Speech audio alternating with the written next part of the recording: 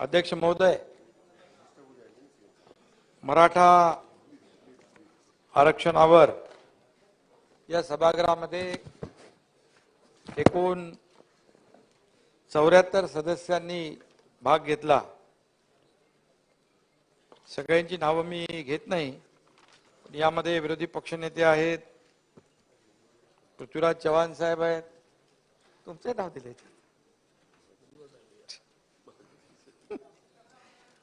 आणि अशोक चव्हाण, नाना पटोले, बाळासाहेब थोरात, छगन भुजबळ, शिवेंद्रराजे भोसले, प्रकाश आंबेडकर, नितेश राणे, आशिष शेलार, सगळ्यांची नावं घेत नाही, चालेल ना? सर्व सन्माननीय सदस्य यांनी एकूण 17 तास 17 मिनिटं चर्चा केली। मी सर्वांनाच अध्यक्ष महोदय मनापासून या ठिकाणी धन्यवाद देतो। अतिशय सविस्तर चर्चा अतिशय महत्त्वाच्या विषयावर या सभागृहामध्ये झालेली आहे। सर्व पक्षाच्या सदस्यांनी यामध्ये गांभीर्याने चर्चा केली आणि खरं म्हणजे सर्वांनीच अतिशय पोटतिडकीने या सभागृहामध्ये मराठा आरक्षण या अतिशय महत्त्वाच्या विषयावर गांभीर्यपूर्वक चर्चा केलेली आहे। सर्वांची आपली भावना एकच आहे की मराठा समाजाला आरक्षण मिळालं पाहिजे, आणि म्हणून आपली जशी सगळ्यांची भावना तशी मुख्यमंत्री म्हणून माझी देखील पहिल्या दिवसापासूनची भावना आणि इच्छा मी देखील व्यक्त केलेली आहे। मराठा समाजाला आरक्षण देताना ओबीसी समाज किंवा अन्य कुठल्याही समाजाच्या आरक्षणाला धक्का न लावता मराठा समाजाला कायद्याच्या चौकटीत आणि टिकणारं आरक्षण मिळालं पाहिजे, ही आपल्या सगळ्यांची भावना आहे। ज्या समाजानं एकीकडं पिढ्यानपिढ्या शेती करून अब्जावधी लोकांची पोटं भरली आणि दुसरीकडे आपल्या देशासाठी मातृभूमीसाठी देखील जीवाची बाजी लावली, हे अनेक उदाहरणातून आपण पाहिलेलं आहे। आणि म्हणून जय जवान जय किसान ही घोषणा हा समाज प्रत्यक्षात जगला आहे। अध्यक्ष महोदय, छत्रपती शिवाजी महाराजांच्या आशीर्वादानं या मराठा समाजानं महाराष्ट्राच्या विकासात मोठं योगदान दिलेलं आहे। तोच मराठा समाज आज आपल्या हक्कासाठी उभा ठाकलाय, रस्त्यावर उतरलाय। आर्थिक शैक्षणिक आघाड्यांवर या समाजाच्या पदरी मागासले पण पडलेला आहे।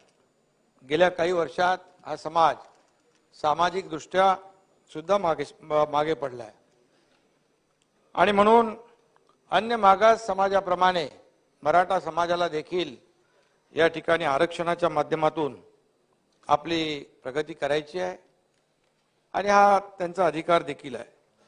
या मागणीसाठी काहींनी भावनेच्या भरात अतिशय टोकाचं पाऊल उचलून आत्महत्या देखील केलेल्या आहेत, आणि हे देखील अतिशय मन विषण्ण करणारं आहे, अतिशय वेदनादायी आहे।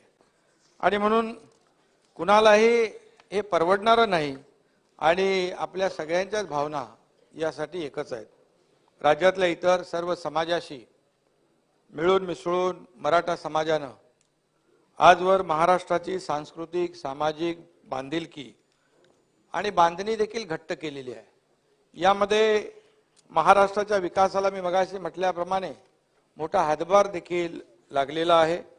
पण गेल्या काही दिवसापासून राज्यातील सामाजिक जे वातावरण आहे, जे काही आपली संस्कृती आहे, आपली परंपरा आहे, हे दूषित करण्याचा देखील प्रसंग या ठिकाणी घडलेत, आणि तशा प्रकारचे प्रयत्न होताना आपण पाहतोय। कुठल्याही दोन समाजामध्ये तेढ निर्माण होणं हे राज्याच्या दृष्टीने चांगलं नाही आणि भूषणावं देखील नाही आहे. याबाबत आपल्या सगळ्यांचं एकमत आहे. पुरोगामी महाराष्ट्राला हे तर अजिबात न परवडणारं आहे आणि न शोभणारही आहे. आणि म्हणून महाराष्ट्रामध्ये कुठंही तणाव वाढणार नाही याची काळजी राज्यकर्त्यांनी, त्याचबरोबर आपली सगळ्यांची, विरोधी पक्ष काय, सत्ताधारी काय, आपण सर्व लोकप्रतिनिधी जे आहोत, आपली सगळ्यांचीच ही जबाबदारी आहे. आणि ती जबाबदारी आपणही आणि समाजाने आजवर घेतलेली आहे. आणि म्हणूनच या ठिकाणी मराठा आरक्षणासाठी जे आंदोलन सुरू आहे त्याचा काही अपप्रवृत्तींनी फायदा घेऊ नये यासाठी सर्वांनीच दक्ष आणि सावध राहण्याची आवश्यकता आहे. आणि खरं म्हणजे ती विचार करण्याची वेळ देखील या ठिकाणी आलेली आहे. राज्यात कायदा आणि शांतता, सुव्यवस्था आणि बंधुभाव कायम राखला गेला पाहिजे, कायम राहिला पाहिजे. कोणत्याही निमित्ताने समाजामध्ये बितुष्ट येता कामा नये ही आपली सगळ्यांची भावना आहे. चर्चेतून आणि योग्य भूमिकेतून आपण मार्ग काढू शकतो, प्रश्न सोडवू शकतो, हे अनेक वेळा आपण पाहिलेलं आहे. आणि म्हणून आज देखील मी या सभागृहामध्ये आपल्या सगळ्यांना विनंती वजा आवाहन देखील करू इच्छितो की आपण सगळ्यांनीच राज्यामध्ये कायदा सुव्यवस्था, शांतता, सुव्यवस्था राखली गेली पाहिजे. ही आपण सगळ्यांनीच मिळून जबाबदारी घेतली पाहिजे. सरकार म्हणून या ठिकाणी आम्ही अतिशय या प्रश्नाकडे संवेदनशीलतेने पाहतोय आणि त्याची उदाहरणं देखील आपल्या डोळ्यासमोर सगळ्यांच्या समोर आहेत. मी राज्याचा मुख्यमंत्री म्हणून राज्यातील सर्व समाज बांधव जे आहेत, सर्व जातीपाती जे आहेत, त्या माझ्यासाठी एक समानच आहेत. आमच्या सरकारसाठी देखील सर्वजण, सर्व जातीपाती, सर्व धर्मीय हे समान आहेत आणि त्यामध्ये कुठलाही आमच्या मनामध्ये भेदभाव कुणाच्याबद्दल नाही आहे. प्रत्येक समाज घटकाला राज्याच्या प्रगतीमध्ये त्याचा योग्य तो वाटा मिळाला पाहिजे अशी जशी समाजाची धारणा आहे तशी सरकारची देखील धारणा आहे आणि आपली देखील तशीच धारणा आहे. त्यामध्ये वेगळं मत कोणाचं असण्याचं काही आवश्यक कारण नाही. आज मराठा समाजाला प्रगतीसाठी आरक्षण देण्याची गरज निर्माण झाली आहे. ते आरक्षण देण्यास सरकार कटिबद्ध आहे हे मी अनेक वेळा सांगितलेलं आहे. आणि सरकार सर्व पातळींवर हा जो काही लढा देतोय हे देखील आपल्याला सगळ्यांनाच माहीत आहे. आणि आम्ही देखील अनेक सदस्य या सभागृहातले शेतकऱ्याची मुलं आहोत, कष्टकरी आहोत, काही गरीब कुटुंबातून, सर्वसाधारण कुटुंबातून आपण आलेलो आहोत. त्यामुळे या बहुसंख्य जो काही मराठा समाज आज शेतकरी म्हणून राबतोय, शेतकरी म्हणून जीवन जगतोय, त्यामुळे शेतकऱ्यांच्या प्रश्नाची देखील आपल्या सगळ्यांना जाण आहे. आणि म्हणून काल देखील आपण त्या विषयावर चर्चा केली. आपणही चर्चेमध्ये सहभाग घेतला आणि या शेतकऱ्यांना देखील जे काही त्यांना संकट काळी आपण त्यांच्या मागे उभं राहिलं पाहिजे ते सरकारने देखील कर्तव्य बजावलेलं आहे. आणि म्हणून मराठा समाजाला आरक्षण मिळू शकतं त्यासाठी अतिशय प्रामाणिकपणे कायदेशीर पद्धतीने काम करावं लागेल. ते आम्ही या ठिकाणी सरकार म्हणून करतोय. आणि मी आपल्याला एवढंच सांगतो, अध्यक्ष महोदय, मी मुख्यमंत्री झाल्यानंतर, सरकार स्थापन झाल्यानंतर जेव्हा हा प्रश्न पेटला, काही ठिकाणी आंदोलनं सुरू झाली, काही ठिकाणी उपोषणं सुरू झाली, त्यावेळेस आम्ही सर्वपक्षीय बैठक देखील बोलवली. या बैठकीनंतर ज्यांनी उपोषण केलं होतं जरांगे पाटील, त्यांचं उपोषण देखील सोडवण्यासाठी मी स्वतः त्या ठिकाणी आमचे सहकारी मंत्री आम्ही गेलो होतो.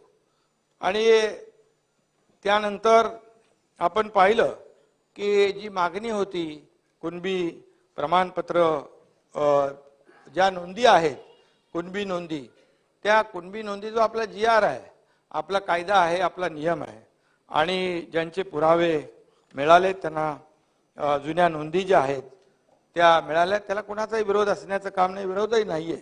कारण हा कायदा, हा नियम हा पूर्वीपासून आहे आणि 1967 पूर्वीच्या ज्या नोंदी आहेत त्या नोंदी सापडत असतील तर त्यांना त्याचा फायदा मिळाला पाहिजे. आणि म्हणून सभागृहात देखील सर्व सदस्यांनी तशीच एक समान भूमिका घेतली आणि मांडली देखील. आणि कुणबी दाखले देण्याबाबतचा जो काही GR जुना आहे, परंतु काही ठिकाणी ते दाखले दिले जात होते, काही ठिकाणी दाखले मिळत नव्हते आणि मग ते दाखले मिळावे म्हणून ती प्रक्रिया देखील आपण सुरू केली. आणि त्या बाबतीमध्ये काही मतमतांतरे असू शकतात, परंतु मी या ठिकाणी पुन्हा एकदा सांगू इच्छितो की OBC किंवा अन्य कुणाच्याही आम्ही वारंवार सांगतो की इतर कुणाचं काढून एका दुसऱ्या समाजाला द्यायचं अशी भावना, भूमिका सरकारची बिलकुल नाही, विजयराव. आणि म्हणून मगाशी म्हटलं आपण नव्हता, OBC किंवा अन्य कुणाच्याही आरक्षणाला धक्का न लावता मराठा समाजाला आरक्षण मिळवून देण्याचा सरकारचा शब्द आहे, आमचा शब्द आहे, तो आम्ही पूर्ण करणार. मराठा समाजाची मागणी का आताच पुढे आलेली नाही, ही पूर्वीपासूनची मागणी आहे आणि ती आताच उचलून धरली असाही विषय नाही. 1902 साली छत्रपती शाहू महाराजांनी आरक्षणाची तरतूद केली आणि त्यात मराठा समाजाचाही अंतर्भाव केलेला होता. त्यानंतर 80च्या दशकापासून मराठा बांधव आपल्या हक्कासाठी, आरक्षणासाठी झगडतोय, लढतोय. स्वर्गीय अण्णासाहेब पाटील यांनी मराठा समाजाला आरक्षण मिळावं यासाठी त्या काळात आंदोलन केलं आणि त्यांनी आपल्या प्राणांची आहुती देखील दिली, हे देखील आपल्याला माहित आहे. आणि म्हणून त्यानंतर आलेल्या सरकारने मराठा समाजासाठी, आरक्षणासाठी काय केलं असा प्रश्न विचारून मी आता काही वाद निर्माण करू इच्छित नाही, किंबहुना त्याच्यामध्ये जाऊ इच्छित नाही. परंतु आज मी एवढंच सांगू इच्छितो की अण्णासाहेबांचं जे बलिदान आहे ते बलिदान जे आहे मराठा समाजासाठी व्यर्थ जाणार नाही, हा देखील या ठिकाणी आमचा शब्द आहे. आपलं मागासपण सिद्ध करण्यासाठी या समाजाला आज मोठा लढा द्यावा लागतोय, आंदोलनं करावी लागतात, उपोषणं करावी लागतात आणि आपण ते पाहतोय. शेतीत आणि सहकारात राबणाऱ्या मराठा समाजातून आजवर अनेक नेते, लोकप्रतिनिधी सत्तेत आले, मोठेही झाले, नावारूपाला आले, पण त्यांना मराठा समाजाच्या मागण्या मान्य करून त्यांना न्याय देण्याची देखील मोठी संधी होती. पण दुर्दैवाने या नेत्यांना आपल्या समाजाचं मत कळलं, परंतु मन कळलं नाही का माहीत नाही, परंतु समाजाच्या भावना मराठा नेतृत्वाला कळल्या असत्या तर समाजाला यापूर्वीच न्याय मिळाला असता, एवढंच मी या ठिकाणी सांगू इच्छितो. मंडल आयोगाच्या अहवालानंतर देखील मराठा समाजाला आरक्षण मिळवून देण्याची सुवर्ण संधी होती, पण ते आता गेली. तो विषय इतिहास जमा झाला, त्याच्यामध्ये मी जाऊ इच्छित नाही. आणि म्हणून राजकारणातली काही लोक, काही नेते, काही लोकप्रतिनिधी म्हणजे मराठा समाज, संपूर्ण मराठा समाज होत नाही. आणि म्हणून बहुसंख्य मराठा समाज आजही अत्यंत हलाखीच्या परिस्थितीमध्ये जगतोय. आर्थिक, शैक्षणिक आणि सामाजिक दृष्ट्या तो मागासलेला आहे.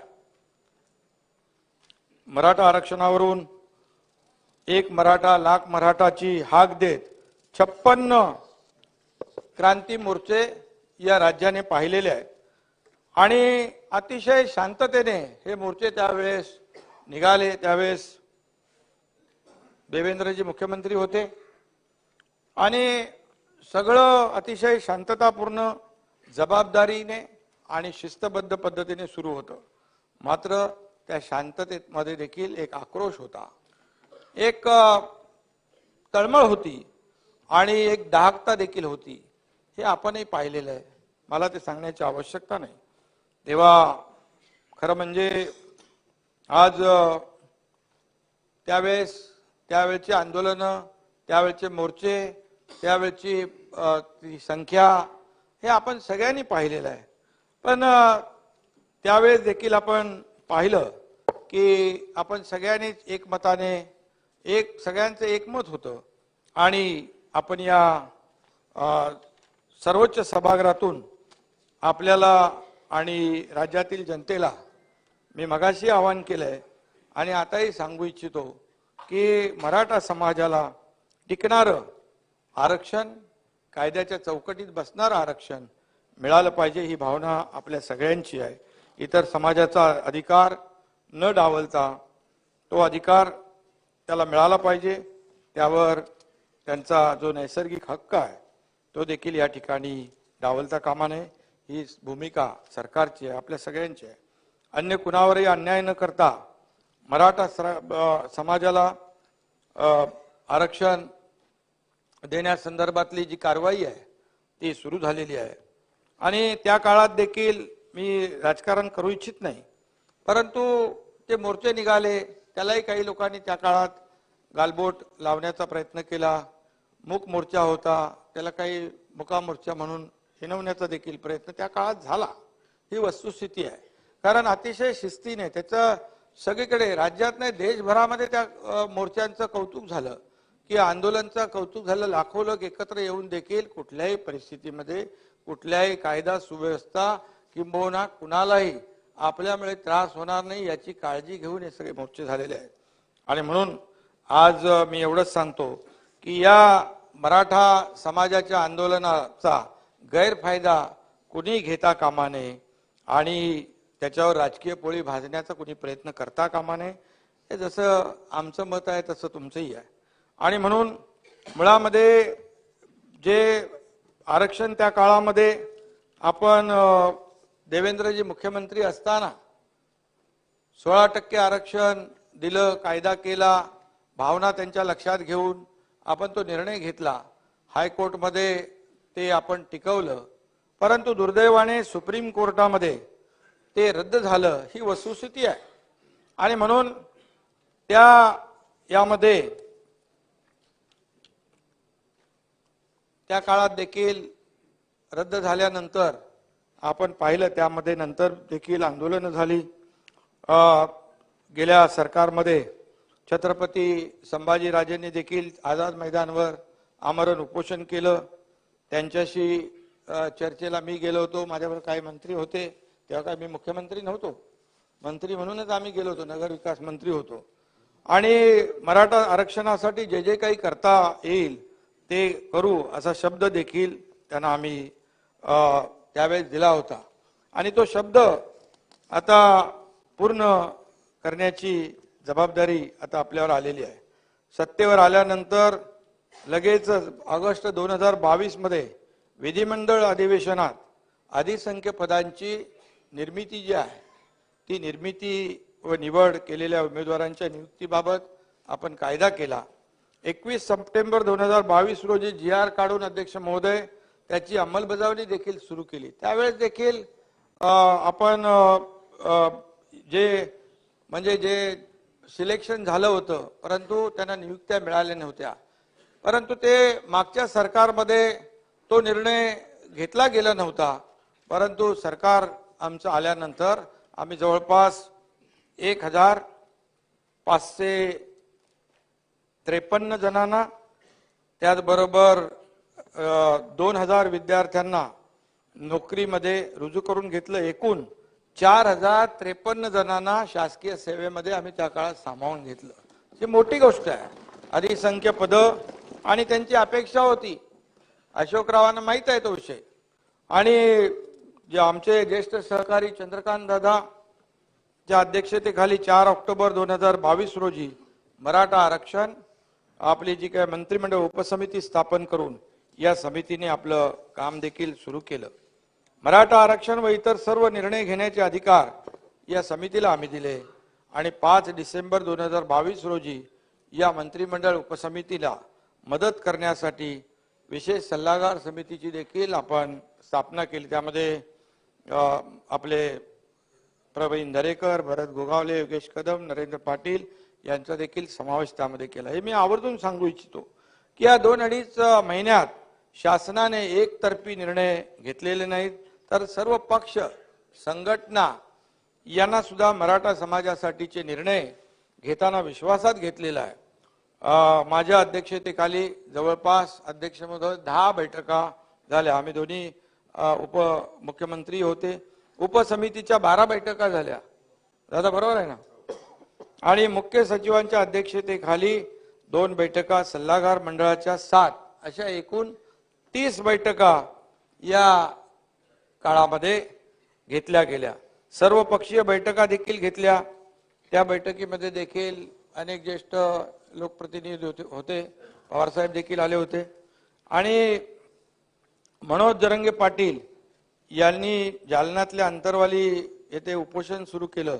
मी मगाशी म्हटलं त्याला त्या बाबतीमध्ये की उपोषण सोडवण्यासाठी सरकारने प्रामाणिक प्रयत्न केले। काही आपले तज्ञ लोक होते, त्यांनाही आम्ही पाठवलं आणि शेवटी आज लोकभावना लक्षात घेऊन सरकार कुठेही आपला इगो किंवा ताठर भूमिका सरकारने कधीच घेतली नाही। सरकारने गिरीश महाजन इकडे आहे आणि शासन प्रामाणिकपणे नेहमी प्रत्येक म्हणजे मराठा समाजात नाही, ओबीसी समाजाचे आंदोलन जिकडे होती, धनगर समाजाचे आंदोलन जिकडे होती, आपले आदिवासी समाज काही ठिकाणी होता, टोकरे कोळी समाजाचे आंदोलन होती। तर या ठिकाणी आमचे मंत्री स्वतः या ठिकाणी जाऊन त्यांची उपोषण सोडवण्याचं काम केलं। तेव्हा कुठेही असं मनामध्ये आम्ही कशाला जायचं ही भूमिका कधी ठेवली नाही। फेब्रुवारी 2023 मध्ये मुंबईत झालेल्या मराठा आरक्षण आणि कुणबी प्रमाणपत्रांची जी काही भूमिका स्पष्ट केली, त्यामध्ये मग आंदोलनानंतर कुणबी प्रमाणपत्रांची मागणी ऐरणीवर आली। 7 सप्टेंबर 2023 रोजी निवृत्त न्यायमूर्ती संदीप शिंदे यांच्या अध्यक्षतेखाली सरकारने एक समिती नेमली। मराठवाड्यातील मराठा कुणबी मराठा जात प्रमाणपत्र नोंदी पाहून देण्याची कार्यपद्धती आपण निश्चित केली। तज्ञ समितीची नियुक्ती केली। निजामकालीन पुरावे असतील, वंशावळी असतील, शैक्षणिक पुरावे असतील, महसुली पुरावे असतील, निजामकालीन करार असतील, त्यावेळच्या सनदी असतील, राष्ट्रीय दस्तावेज या पुराव्यांची तपासणी कशी करायची हे या समितीने एक कार्यपद्धती ठरवली। आणि त्या शिंदे समितीस सादर करण्यात आलेले जे आपलं 12 विभागांचे पुरावे 1967 चा जो कायदा 2004 चा कायदा, त्यामध्ये कुठल्याही मूळ धोरणात मूळ कायद्यामध्ये बदल न करता, GR मध्ये काही बदल न करता त्यामध्ये ग्राह्य असे दस्तावेज तपासण्याची सुरुवात झाली आणि त्यामध्ये मोठ्या प्रमाणावर खासरा पत्रक, पाहणी पत्रक, कुळ नोंदवही, नागरिकांचे राष्ट्रीय रजिस्टर, गावाची खाणेसुमारी, सातबारा, जन्ममृत्यू नोंदवही असे अनेक जे पुरावे आहेत, ज्या ज्या पुराव्यामध्ये जातीचा उल्लेख केला जातो ते पुरावे तपासण्याचं काम या ठिकाणी केलं। आणि यामध्ये सर्वात म्हणजे तपासणी झाल्यानंतर जे 1967 पूर्वीचे ज्या नोंदी आहेत त्या तपासण्याचं काम केलं। आणि त्यामध्ये सर्वात महत्त्वाचं म्हणजे हे सर्व जे पुरावे आहेत, ही सर्व कागदपत्र आहेत, हे आपण पब्लिक डोमेनवर ठेवायला देखील सांगितले। आणि त्याचबरोबर अध्यक्ष महोदय, जातीचे प्रमाणपत्र देण्यासाठीचा कायदा शासनाने 2000 मध्ये केला आहे। त्या कायद्याच्या अंतर्गत जी व्यक्ती जात प्रमाणपत्रासाठी अर्ज करेल ती व्यक्ती त्या जातीचा आहे हे सिद्ध करण्याची जबाबदारी त्या अर्जदाराची आहे। कलम 8 प्रमाणे एखाद्या व्यक्तीने खोट्या कागदपत्रांच्या आधारे जात प्रमाणपत्र प्राप्त केल्यास आणि तसे सिद्ध झाल्यास त्या व्यक्तीचे ते प्रमाणपत्र रद्द केले जातं आणि त्याने घेतलेले सर्व लाभ काढून घेण्यात येतात। कलम 10 प्रमाणे ज्या व्यक्तीने बोगस प्रमाणपत्र घेतल्याचे सिद्ध झाल्यास त्याच्यावर फौजदारी कारवाई केली जाते। यासाठी 6 महिने ते 2 वर्ष सश्रम कारावास अथवा दंडाची देखील तरतूद त्यामध्ये कलम 11 प्रमाणे केलेली आहे। या कायद्याअंतर्गत केलेला अपराध हा दखलपात्र व अजामीन पात्र देखील आहे। त्यामुळे ज्या सक्षम प्राधिकाऱ्याने हेतू पुरस्पर जातीचे खोटे प्रमाणपत्र दिल्यास त्यालाही 6 महिने ते 2 वर्ष सश्रम कारावास अथवा त्याला दंडाची शिक्षा होऊ शकते कलम 13 प्रमाणे. त्यामुळे कुणबी लिहिलं आणि प्रमाणपत्र दिलं एवढं तसं सोपं नाही, हे मी आपल्याला सभागृहाला मुद्दाम सांगू इच्छितो. त्यामुळे कोणीही भीती बाळगण्याची आवश्यकता नाही, मनामध्ये संभ्रम ठेवण्याची आवश्यकता नाही, मनामध्ये शंका ठेवण्याची आवश्यकता नाही. सर्व कायदेशीर प्रक्रियेनुसार कागदपत्रांची सखोल तपासणी करून कुणबी नोंदी आढळतात त्याला कुणबी प्रमाणपत्र दिलं जाईल, हे मी या ठिकाणी अतिशय खात्रीपूर्वक या ठिकाणी सांगू इच्छितो. अतिशय काटेकोरपणे या ठिकाणी याचं पालन केलं जात आहे. तशा प्रकारच्या सूचना सगळ्यांना दिलेल्या आहेत. हा दाखला चुकीचा दिल्यावर देणाऱ्यावर आणि घेणाऱ्यावर काय कारवाई होते ते आपण मी वरती सांगितलंय. आणि जो पात्र आहे त्याला दाखला सुलभपणे मिळाला पाहिजे अशी भूमिका सरकारची आहे. जो हकदार आहे अशा प्रकारचे निर्देश आपण त्यांना दिलेले आहे. समितीची व्याप्ती जी आहे ती आपण मराठवाड्याबरोबर इतरही जिल्ह्यामध्ये वाढवली होती. पुराव्यांच्या तपासण्या सुरू झाल्या.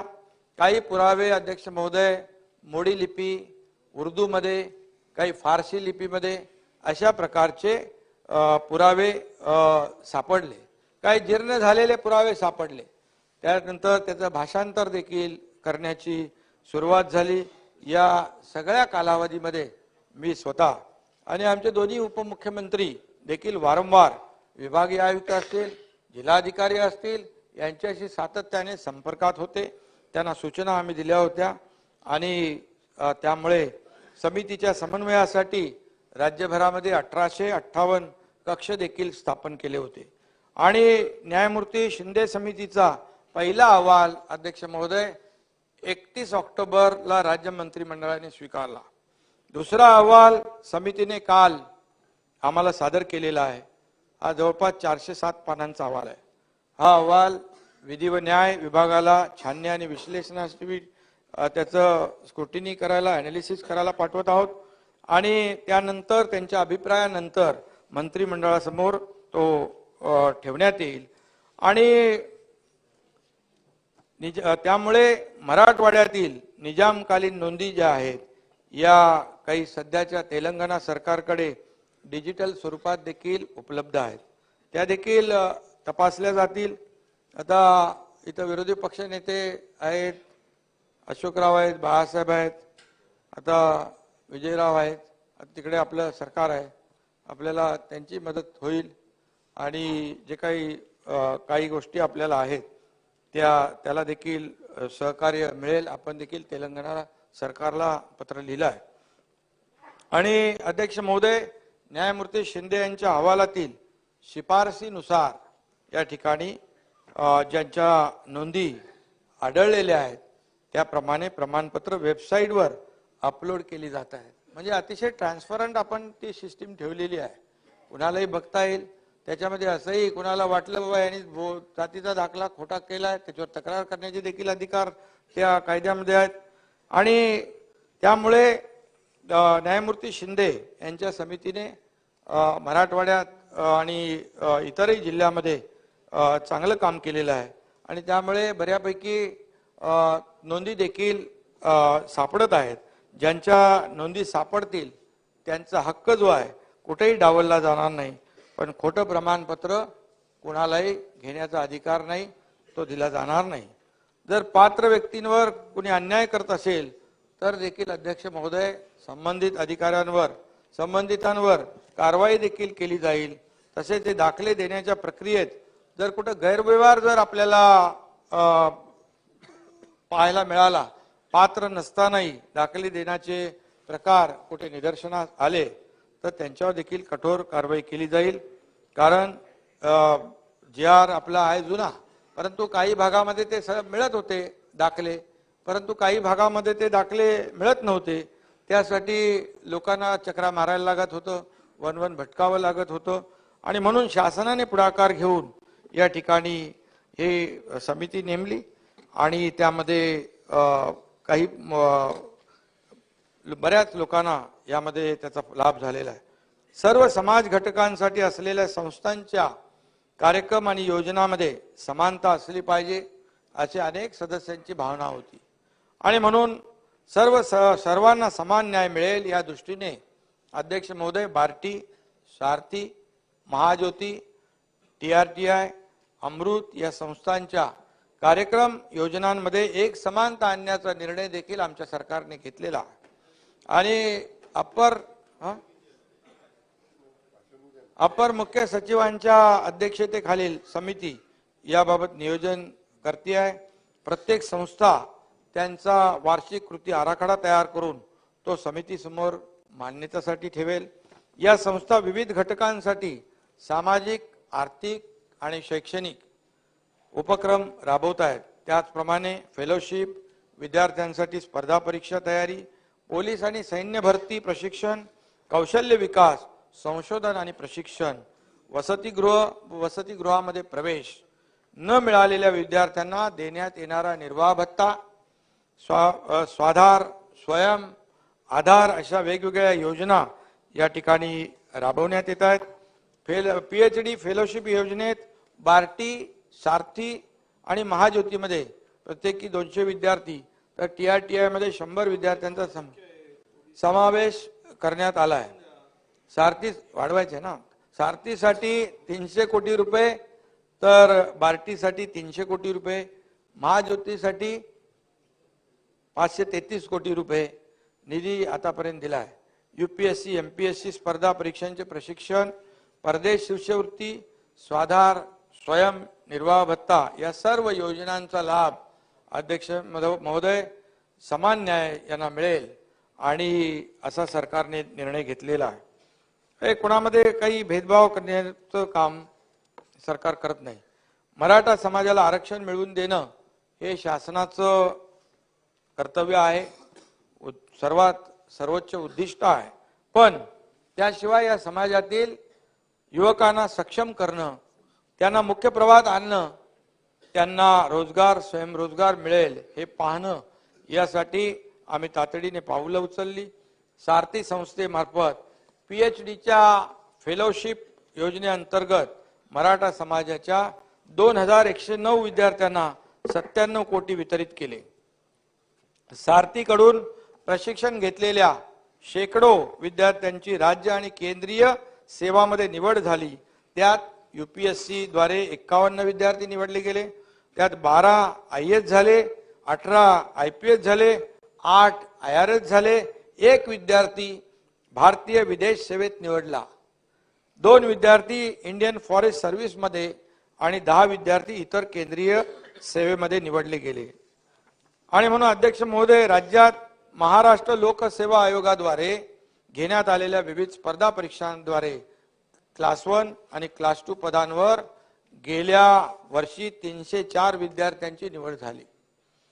सोलापूरच्या मसला खुर्द येथील शशिकांत नरवडे या एका बस कंडक्टरचा मुलगा IFS झाला, तर नगर जिल्ह्यातला मंगेश खिल्लारी हा तरुण IPS झाला। चालू वर्षामध्ये सारथीचे 1067 विद्यार्थी महाराष्ट्र लोकसेवा आयोगामधून उत्तीर्ण झाले। UPSC साठी दिल्ली आणि पुण्यात 500 विद्यार्थी सारथीकडून प्रशिक्षण घेत आहेत। 17 विद्यार्थी IBPS मध्ये उत्तीर्ण झाले असून यामध्ये काही जण स्टेट बँकेत देखील कामावर लागले, रुजू झाले। अशा अनेक सक्सेस स्टोरी आहेत ज्या इतरांना देखील प्रेरणादायी ठरू शकतात।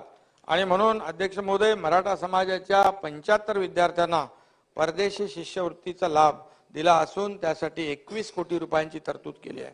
मागील वर्षी 32,539 विद्यार्थ्यांना छत्रपती राजाराम महाराज सारथी शिष्यवृत्तीद्वारे 31 कोटी रुपये वितरित केले।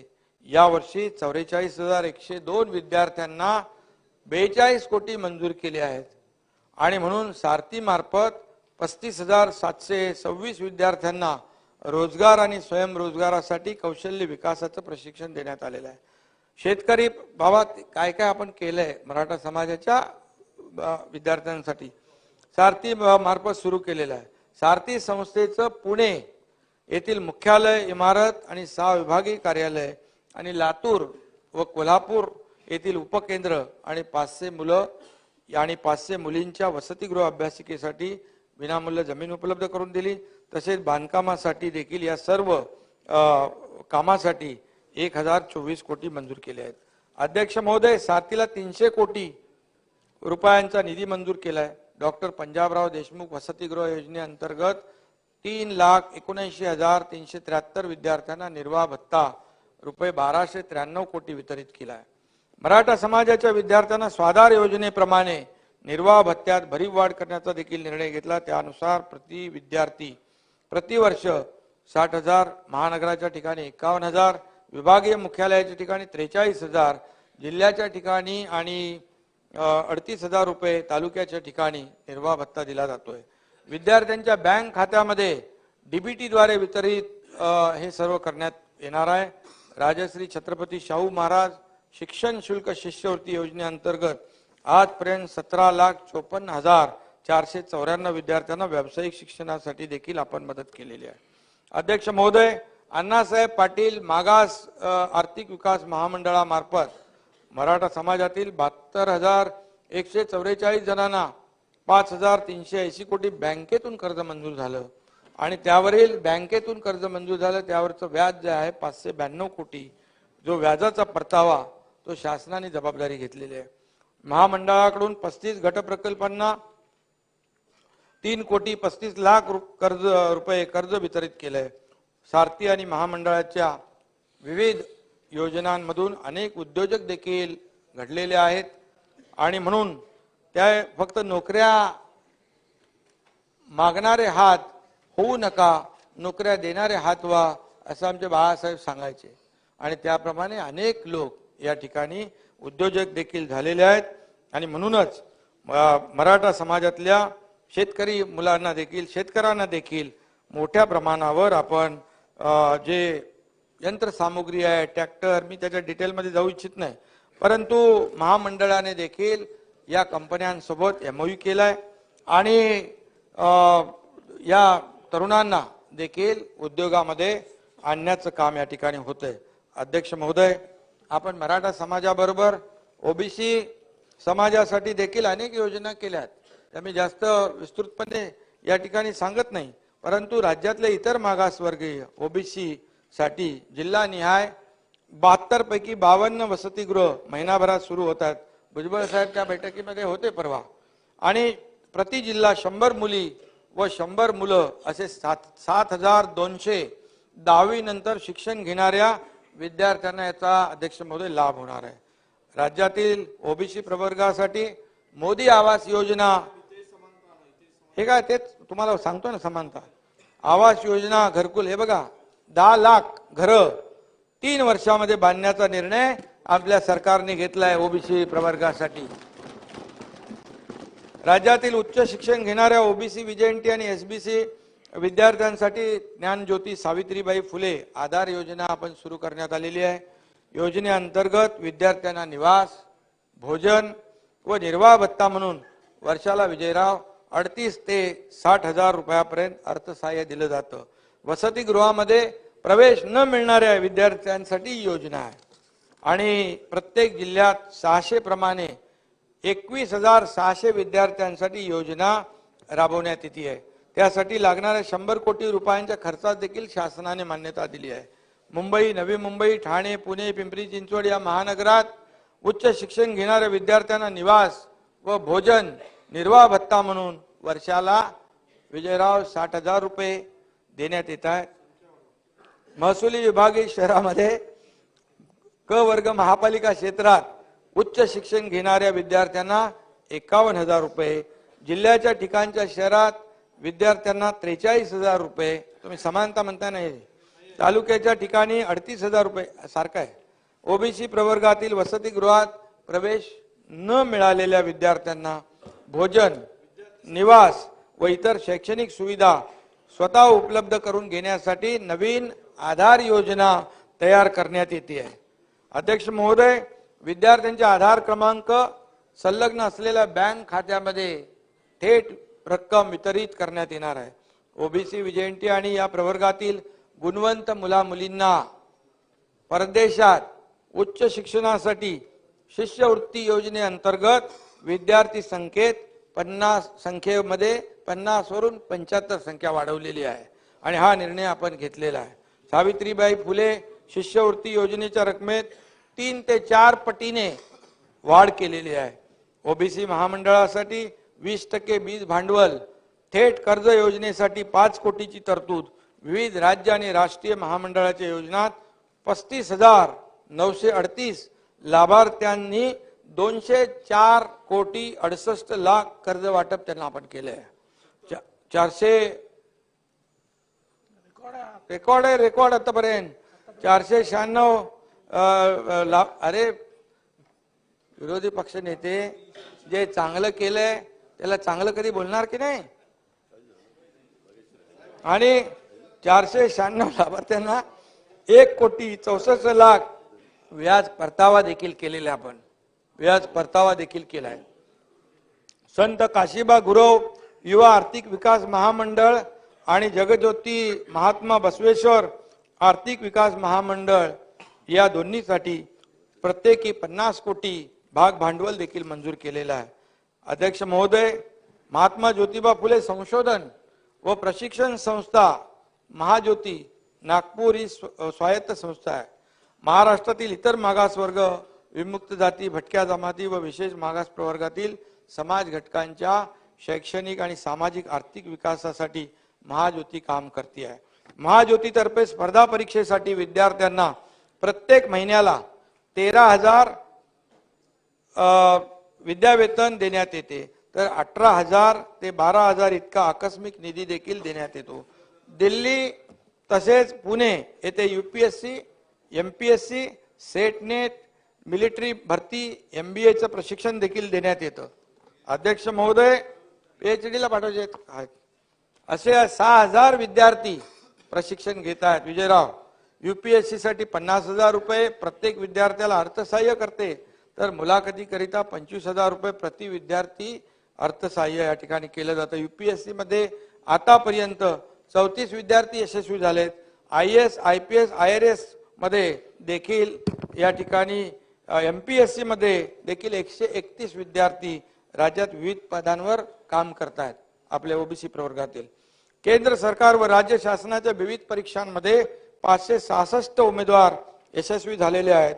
PhD करता एकूण 5 वर्षासाठी महाज्योती मार्फत अर्थसहाय्य करण्यात येतं। यात प्रत्येक विद्यार्थ्याला 5 वर्षासाठी 29,68,000 इतकं अर्थसहाय्य करण्यात येतं।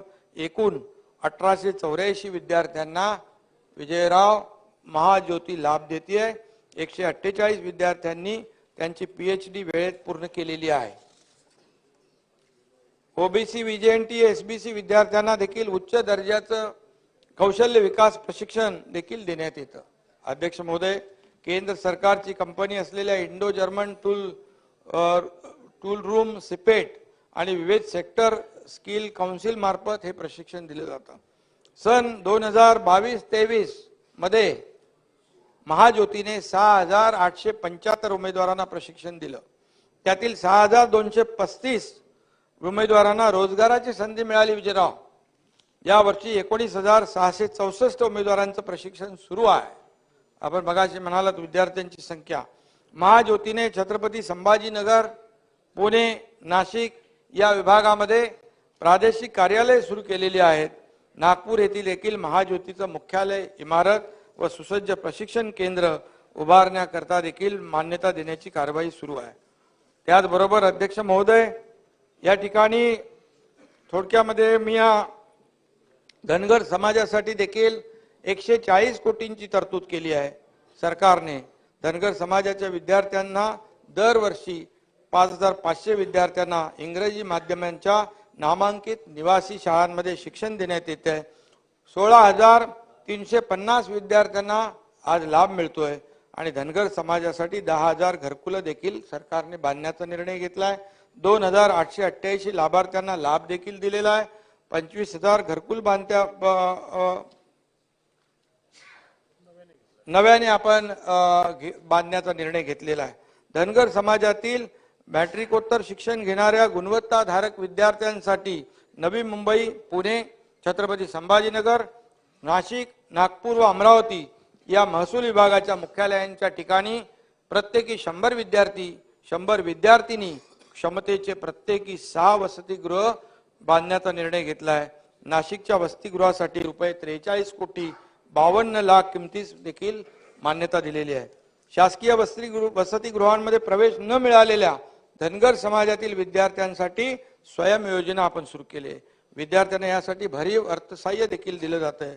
धनगर समाजासाठी न्यूक्लियस बजेट योजना आपण राबवत आहोत. यंदासाठी 10 कोटी निधीची तरतूद देखील केलेली आहे. केंद्र शासनाच्या स्टँड अप इंडिया योजनेअंतर्गत धनगर समाजातील नवउद्योजक महिलांच्या 15% कर्जाची रक्कम शासन भरत आहे आणि म्हणून धनगर समाजासाठी कृषी व पदुम विभागाच्या विविध योजनांचा देखील त्यांना लाभ देण्यात येतोय. स्पर्धा परीक्षेला बसण्यासाठी परीक्षा शुल्कात आर्थिक सवलत देण्याची योजना देखील राबवण्यात येते आहे. 11 कोटी 9 लाख तरतूद पुरवणी मागणीद्वारे देखील पुरवणी मागण्यात आपण केलेली आहे. धनगर समाजाच्या उन्नतीकरिता राबविण्यात येणाऱ्या योजनांचे संनियंत्रण करण्यासाठी एक शक्ती प्रदत्त समिती देखील स्थापन आपण केलेली आहे अध्यक्ष महोदय. आणि परवा झालेल्या बैठकीमध्ये सगळे लोक आले होते. त्यांच्या देखील काही मागण्या होत्या. त्यामध्ये देखील शेळी मेंढी जे आहे त्यांचा होणारा मृत्यू, त्यांना चराईसाठी येणाऱ्या अडचणी त्या देखील आपण दूर केल्यात आणि शेळ्या मेंढ्यांसाठी देखील सरकारने विम्याचं कवच जाहीर केलेलं आहे. हे देखील एक आपण नवीन निर्णय या ठिकाणी घेतला आहे. आणि अध्यक्ष महोदय, आज आपण जो SCBC जो कायदा आपण केला होता त्याचं मी या ठिकाणी विश्लेषण थोडक्यात करू इच्छितो. राणे समितीने केलेल्या शिफारशीनुसार शिफारशीनुसार 2014 मध्ये शैक्षणिक संस्था आणि शासकीय नोकऱ्यांमध्ये आरक्षणाचा निर्णय झाला. न्यायालयाने त्याला स्थगिती दिली. त्यानंतर निवृत्त न्यायमूर्ती मारुती गायकवाड यांच्या अध्यक्षतेखाली राज्य मागासवर्ग आयोगाला मराठा समाजाचे सामाजिक व शैक्षणिक मागासलेपण तपासण्याचा निर्णय झाला आणि ते तपासून अहवाल सादर करण्याची विनंती करण्यात आली होती. त्या आधारे नोव्हेंबर 2018 मध्ये आरक्षण लागू करण्यात आलं आणि मराठा आरक्षणासाठी त्यावेळेस तत्कालीन मुख्यमंत्री देवेंद्र फडणवीसजी यांनी नेटाने आणि प्रामाणिक प्रयत्न केले होते आणि आजही ते तशाच प्रकारचे प्रयत्न या ठिकाणी मराठा समाजाला आरक्षण मिळण्यासाठी करतात.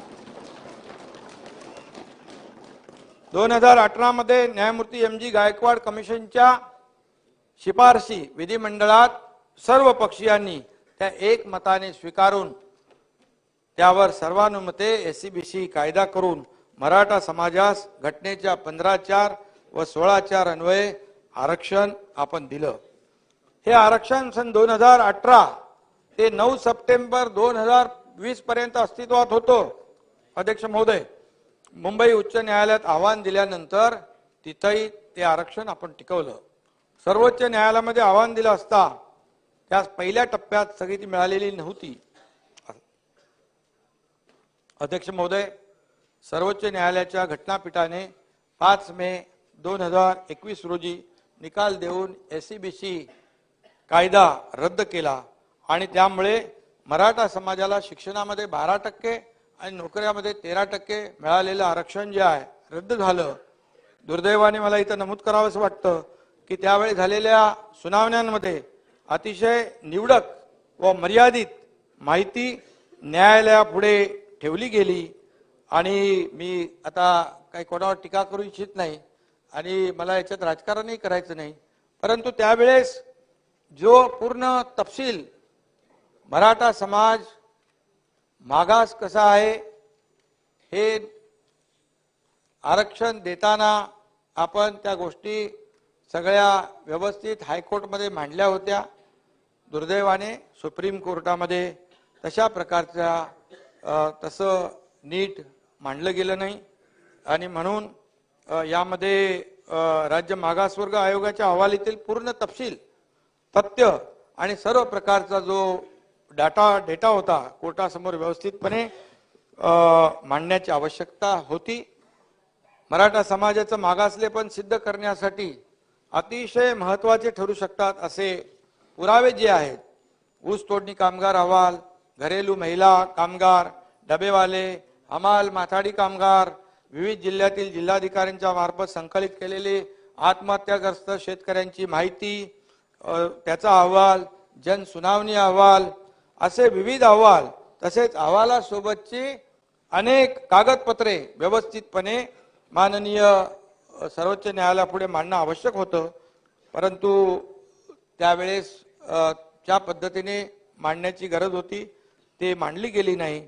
परंतु आता खरं म्हणजे आपण आता एकत्र आहोत सगळे या विषयावर, त्यामुळे यामध्ये मी कुणी दुनी काढू इच्छित नाही, टीका टिप्पणी करू इच्छित नाही. आपल्याला एक सगळ्यांचा उद्देश एकच आहे, वेगवेगळा नाही आहे. आणि म्हणून आज थोडक्यात मध्ये काय मी काय बोललो, आता डिटेल मध्ये माझ्याकडे आहे ते बोलू का इकडे, ते मला बोलायचं नाही, समजलं की नाही. चांगलं आहे आपल्याला. आणि म्हणून नाना भाऊ बोलू. थोडक्यात मागील सरकारने या प्रकरणातील न्यायालयीन प्रक्रिया जेवढे गांभीर्याने घ्यायला पाहिजे होती तेवढी गांभीर्याने घेतली गेली नाही. माननीय सर्वोच्च न्यायालयाने मराठा समाजाचे शासकीय व निमशासकीय सेवेतील प्रतिनिधित्व नक्की करताना खुल्या प्रवर्गाबरोबर तुलना करून मराठा समाजाचे प्रतिनिधित्व नक्की करण्याची पद्धत वापरली. या पद्धतीनुसार मराठा समाजाचे प्रतिनिधित्व काढताना मराठा समाजाची तुलना एकूण 48% असलेल्या खुल्या प्रवर्गाशी केली गेली. त्याचा आधार घेत मराठा उमेदवारांचे शासकीय सेवेतलं अध्यक्ष महोदय प्रतिनिधित्व 33% असल्याचं नमूद केलं. त्यावेळेस खुलासा करणं आवश्यक होतं, परंतु त्यामुळे मराठा समाजाचं शासकीय व निमशासकीय सेवेमध्ये पुरेसं प्रतिनिधित्व असल्याचा निष्कर्ष काढला गेला होता. आणि जर त्यांनी 100% पद्धत वापरली असती तर 16% आरक्षणाचा निर्णय जो सरकारने घेतला होता तो टिकला असता, एवढंच मला सांगायचं आहे. आणि त्यामुळे अनेक त्याच्यामध्ये हे कारण आहे महत्वाचं, आणि अनेक दुसरी कारण आहेत. आणि त्यामुळे मराठा समाजावर त्यावेळेस अयोग्य पद्धतीमुळे अन्याय झालेला आहे. बापट कमिशनने मागासलेपणाबाबतचा जो काही ढोबळ निष्कर्ष काढला त्यामुळे देखील मराठा समाज त्यावेळेस आरक्षणापासून वंचित झाला. त्यानंतर मात्र नियुक्त केलेल्या भाटिया कमिशनने मधल्या काळात काही ठोस काम केलं नाही. नंतरच्या राणे समितीने आरक्षणाचा निर्णय घेतला, मगाशी म्हटलं मी, त्याला स्थगिती मिळाली. आणि गायकवाड समितीने सखोल अभ्यासांती मराठा समाज मागास असल्याचा अहवाल सादर केला. या अहवालाच्या आधारे युती सरकारने आरक्षणाचा निर्णय घेतला. आणि मगाशी म्हटल्याप्रमाणे सर्वोच्च न्यायालयात या निर्णयाला आव्हान दिल्यानंतर गायकवाड समितीचा जो अहवाल होता त्या न्यायालयापुढे प्रभावीपणे मांडणं आवश्यक होतं. आणि त्यामुळे मराठा समाज जे बापट आयोगाचा निष्कर्ष होता पुढारलेला आहे आणि तो निष्कर्ष ग्राह्य ठरवून न्यायालयाने मराठा आरक्षण त्यावेळेस रद्द केलं. या निकालानंतर महाविकास आघाडी सरकारने नेमलेल्या न्यायमूर्ती श्री दिलीप भोसले यांच्या अध्यक्षतेखाली समितीने जून 2021 मध्ये आपला अहवाल राज्य शासनाकडे सादर केला. सर्वोच्च न्यायालयामध्ये रिव्ह्यू पिटिशन दाखल करावी. सर्वोच्च न्यायालयाने मराठा आरक्षण रद्दबातल करताना जे निष्कर्ष नोंदवले आहेत त्यासाठी समितीने नव्याने राज्य मागासवर्ग आयोग गठीत करून फेर सर्वेक्षण करावे.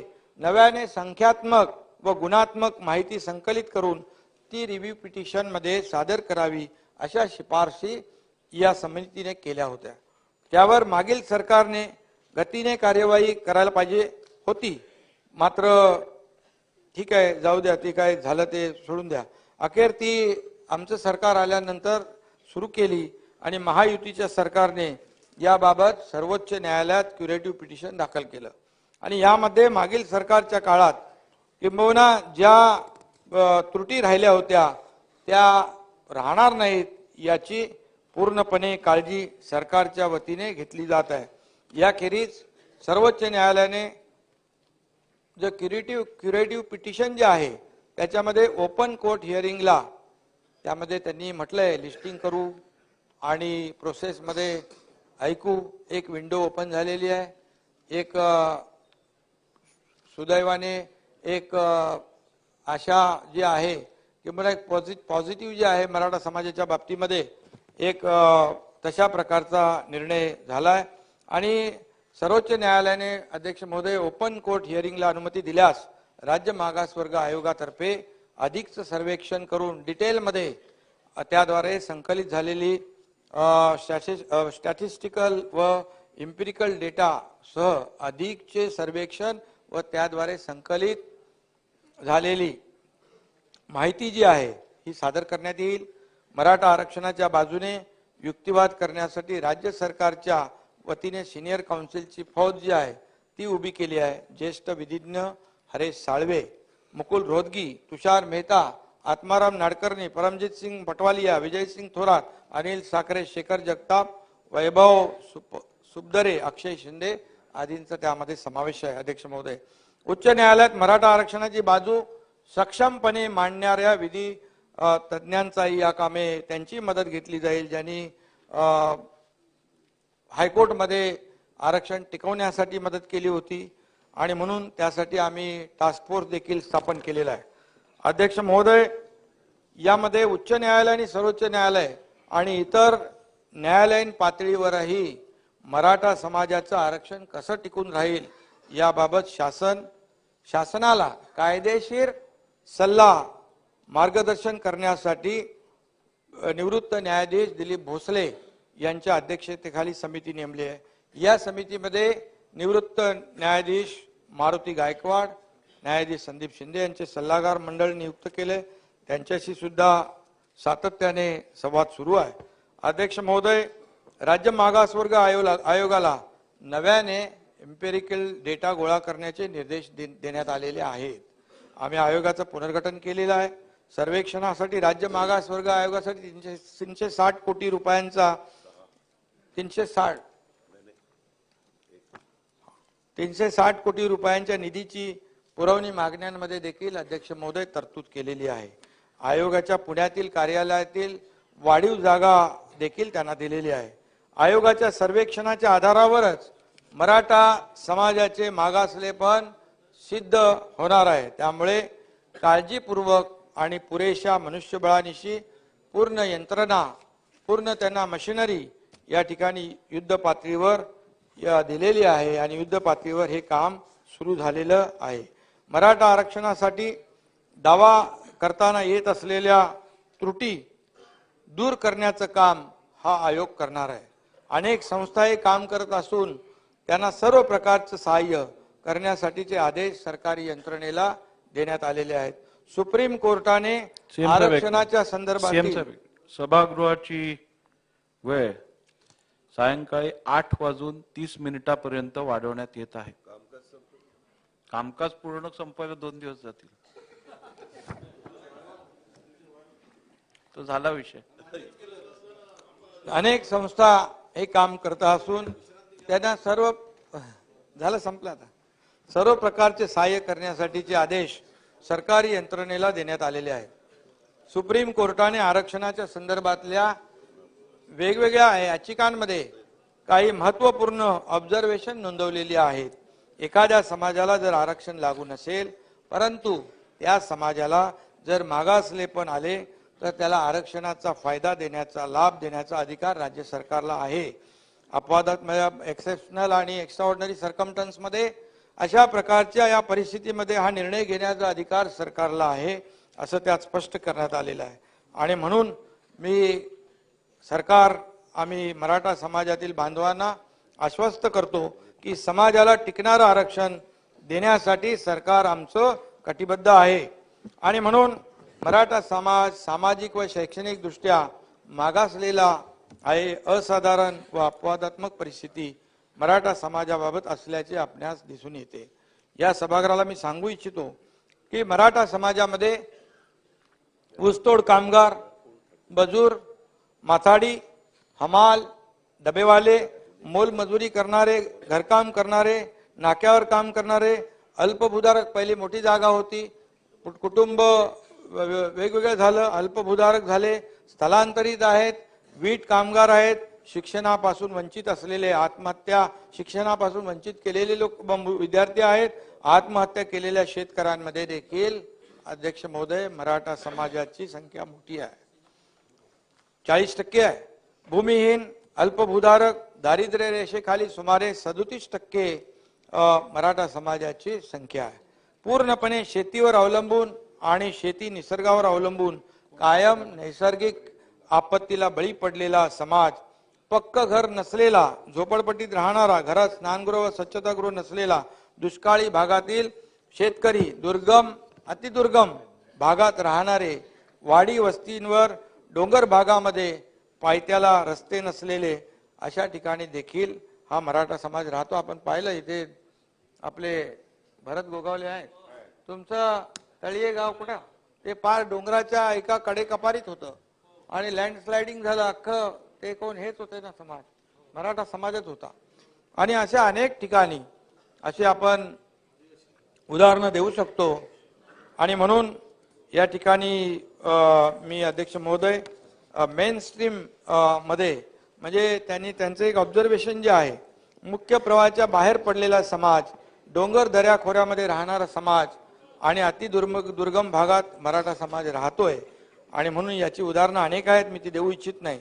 आणि म्हणून दारिद्र्य रेषेखाली देखील अनेक जण आहेत, लोकसंख्या वाढली आहे, कुटुंब वाढली, परिणामी जमिनीचे तुकडे झाले, मी आता म्हटलंय. आणि म्हणून यामध्ये मुलांचं शिक्षण, राहायला पक्क घर, मुलाबाळांचं लग्न, असे अनेक प्रश्न मराठा समाजाच्या समोर आवासून उभे आहेत. यातही निसर्गही आपला इसका अधूनमधून दाखवतो. सर्व मार्ग खुंटल्यावरच माणूस टोकाचा विचार करतो. तशीच परिस्थिती मराठा समाजातील युवा वर्ग शेतकऱ्यांवर ओढवली आहे. ही अपवादात्मक आणि अत्यंत संवेदनशील परिस्थिती आहे. आणि म्हणून काही लोक आत्महत्या करतात, आत्महत्या करू नये अशा प्रकारचं आवाहन सरकारने अनेक वेळा आम्ही केलंय. आणि म्हणून मराठा समाजातील पात्र मराठा कुणबी मराठा जात प्रमाणपत्र देण्याची जी पद्धत आहे त्या बाबतीत मी मगाशी सांगितलेलं आहे. आणि आता सुप्रीम कोर्टाने आरक्षण रद्द केल्यानंतर रिव्ह्यू पिटिशन देखील फेटाळलंय. मात्र आता क्युरेटिव्ह पिटिशनच्या माध्यमातून एक मगाशी मी आपल्याला म्हटलं, एक विंडो ओपन झाली, आशेचा किरण या ठिकाणी उपलब्ध झालेला आहे. आणि त्यामुळे यामध्ये राज्य मागासवर्ग आयोगाच्या माध्यमातून मराठा समाज मागासलेला आहे हे सिद्ध करण्यासाठी देखील युद्ध पातळीवर आपण काम करतोय. आणि त्यासाठी संपूर्णपणे यंत्रणा पूर्णपणे त्यांना मदत करते आहे. सुप्रीम कोर्टाने आरक्षण रद्द करताना ज्या त्रुटींवर बोट ठेवलं त्या दूर करण्याच्या प्रयत्नावर देखील आपण भर देतोय. आणि आताच मी म्हटलं की जे मुख्य प्रवाह बाहेरचे, त्यांनी म्हटलंय main stream, far flung, distant असे त्यांचं विश्लेषण केलं. हा एक मुद्दा आहे त्यांच्या ऑब्झर्वेशन मधला. आणि त्याच्यावर देखील आपण हा जो आयोग आहे त्यांना विनंती आम्ही केलेली आहे. मराठा समाजाला टिकणारा आणि कायद्याच्या चौकटीत बसणारं आरक्षण मिळवून देण्याचा हा देखील एक पर्याय आहे. त्यामुळे राज्य सरकार तिथं देखील आपली सर्व शक्ती पणाला लावतीये आणि तिथून देखील आपल्याला दिलासा मिळू शकतो. राज्य मागासवर्ग आयोग महिनाभरामध्ये आपला अहवाल सादर करेल आणि त्यानंतर त्याचं अवलोकन केलं जाईल. आणि त्यामध्ये अवलोकन करून मराठा समाजाला आरक्षण देण्यासाठी मी आपल्याला अध्यक्ष महोदय सांगू इच्छितो, सभागृहाला सांगू इच्छितो की आवश्यकतेनुसार हे जे राज्य मागासवर्ग आयोगाचा अहवाल आल्यानंतर फेब्रुवारीमध्ये विधिमंडळाचं विशेष अधिवेशन बोलवून आवश्यकतेनुसार मराठा समाजाला आरक्षण दिलं जाईल. आणि हे मराठा समाजाला आरक्षण देताना इतर कुठल्याही समाजावर अन्याय होणार नाही याची खात्री देखील मी या ठिकाणी देऊ इच्छितो. ओबीसी समाजाच्या आरक्षणाला धक्का न लावता मराठा समाजाला टिकणारं, अनेक वेळा आम्ही बोलतो तरी सुद्धा काही संभ्रम, शंका कोणी या ठिकाणी मनात लोकांच्या निर्माण होतात, त्या होऊ नयेत. आणि म्हणून मराठा समाजाला टिकणारं आणि कायद्याच्या चौकटीत बसणारं आरक्षण देण्यात येईल. त्यासाठी जे जे काही करता येईल ते सर्व करण्याची जबाबदारी आमची आहे. आणि मराठा समाजाला आरक्षण देण्याबाबत अशोकराव, मी काही लोक म्हणाले इकडे की छत्रपती शिवाजी महाराजांची शपथ घेतली. हो, मी छत्रपती शिवाजी महाराजांची शपथ घेतली, कारण छत्रपती शिवाजी महाराज हे आपल्यासाठी आराध्य दैवत आहे, ते आपले आदर्श आहेत आणि त्यांची शपथ घेतलेली आहे मी. आणि ही शपथ इतर जो आता मराठा समाजावर जी वेळ आली आहे, प्रसंग आलाय, ती समजा ओबीसीवर आली असती, इतर समाजावर आली असती, तरी सुद्धा मी छत्रपती शिवाजी महाराजांची शपथ त्यांच्यासाठी घेतली असती. पण आपल्याला माहित आहे जो समाज अडचणीत आहे त्याच्या मागे सरकार उभं आहे. आणि आपल्याला माहित आहे छत्रपती, मी जेव्हा शपथ घेतो, जेव्हा मी एक संकल्प करतो, तेव्हा तो पूर्ण करतो. हे 1.5 वर्षापूर्वी महाराष्ट्राने पाहिलेलं आहे. आणि म्हणून सरकार पूर्ण सकारात्मक आहे, पूर्णपणे हा ते सगळं करावं लागतं ना ते. तर नाना भाऊ, सगळं करायला धाडस लागतं. घाबरून घाबरून काम करता येत नाही. अरे डू ऑर डाय. त्यामुळे हे जे लोकांच्या मनात होतं, या राज्यातल्या जनतेच्या मनामध्ये होतं, आमच्या बाळासाहेबांना अभिप्रेत होतं, ते एकनाथ शिंदेने केलं. आणि 1.5 वर्षात या सरकारने केलेली कामगिरी तुमच्या समोर आहे. ठीक आहे, ते आले ना, तो सोबत आहेत ना आमच्या.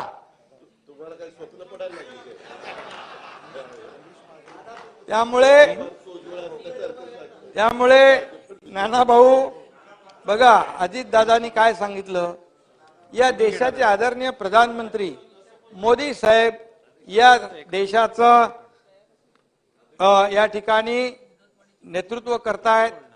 आणि त्यामुळे या ठिकाणी आम्ही त्यांच्या बरोबर अरे बोलू दे ना, बोलू द्या. आणि म्हणून विकासाबरोबर अजितदादा आलेले आहेत. आणि म्हणून मी आपल्याला सांगू इच्छितो की जे आपण कुणाच्याही मनामध्ये संभ्रम बिलकुल राहता कामा नये. कुणबी ज्या नोंदी आहेत, या 1967 पूर्वीच्या कुणबी नोंदी आहेत. पुन्हा एकदा मी सांगतो, ज्या नोंदी जुन्या सापडलेल्या आहेत, त्यांच्या ब्लड रिलेशन मध्ये जे जे लोक असतील त्यांना आपल्याला त्याचा फायदा मिळेल. असं कोणी काहीतरी सांगताय एकाला मिळाल्यावर 500 लोकांना मिळणार, परंतु हे जिकडे मिळतच नव्हते दाखले, त्या जस्टिस शिंदे साहेबांनी जे काम केलं त्याच्यामुळे मिळायला लागल्या. आणि तुम्हाला मी सांगतो, मी पहिले अगोदरही सांगितलं, कुणाला न्याय देताना कुणावरही अन्याय होणार नाही. आणि आम्ही सरकार म्हणून आमची सगळी जबाबदारी आहे. आणि म्हणून मी आंदोलनकर्ते जे आहेत, म्हणजे ओबीसी मधले असतील, आपले मराठा समाजाचे जरांगे पाटील असतील, यांना देखील माझं नम्र आव्हान आहे की सरकार एवढं पॉझिटिव्ह आहे, सरकारने काम केलेलं आपल्या समोर आहे. सरकार नकारात्मक भूमिकेत पहिल्या दिवसापासून नव्हतं, नाहीतर मग सरकार म्हणून काही लोक आमच्यावर देखील टीका करतात, सरकारने हे करायला नको होतं, ते करायला नव्हतं. परंतु आम्ही कुठलाही इगो मनामध्ये ठेवला नाही. छोटा माणूस आहे का मोठा माणूस आहे, नाही तर मुख्यमंत्री, मंत्रिमंडळ अतिशय जेव्हा ज्या ज्या ठिकाणी आवश्यकता आहे त्या ठिकाणी गेलेला आहे, तिथला विषय जो सोडवलेला आहे. आणि म्हणून आज आपण पाहतोय की एक टप्पा आपण पुढे चाललोय, या 2 टप्पे आपल्याकडे बाकी आहेत. आणि त्याच्यातून देखील मराठा समाजाला, पुन्हा एकदा मी सांगतो, मराठा समाजाने देखील यामध्ये सरकारची जी काही कामगिरी आहे, सरकारचे जे काही प्रयत्न आहेत, सरकारने जी जबाबदारी घेतलेली आहे की मराठा समाजाला टिकणारं, कायद्याच्या चौकटीत बसणारं आरक्षण दिल्याशिवाय सरकार स्वस्थ बसणार नाही, यावर विश्वास ठेवला पाहिजे. आणि यावर विश्वास ठेवून आपण जे काही आंदोलन आहेत, ती आंदोलने देखील या ठिकाणी राज्यामध्ये कायदा सुव्यवस्था, कायदा नाही, माझं कंप्लीट झाल्यावर कायदा सुव्यवस्था नाही. बसून घ्या त्यांचं चालू आहे. कसं झालं रिप्लाय चालू आहे. झालं नाही, कायदा reply चालू आहे, सुव्यवस्था- खाली बसा. अशोकराव, एक मिनिट एक नाही, मिनिट. खाली बसा, खाली बसा. कायदा सुव्यवस्था अबाधित खाली राहील बसा. याची काळजी सरकार घेतच आहे, परंतु विरोधी पक्षाची आपली जबाबदारी आहे आणि या राज्यातल्या जनतेची जबाबदारी आहे.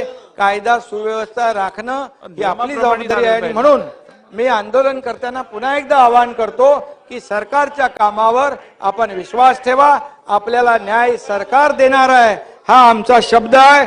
धन्यवाद. जय हिंद, जय महाराष्ट्र.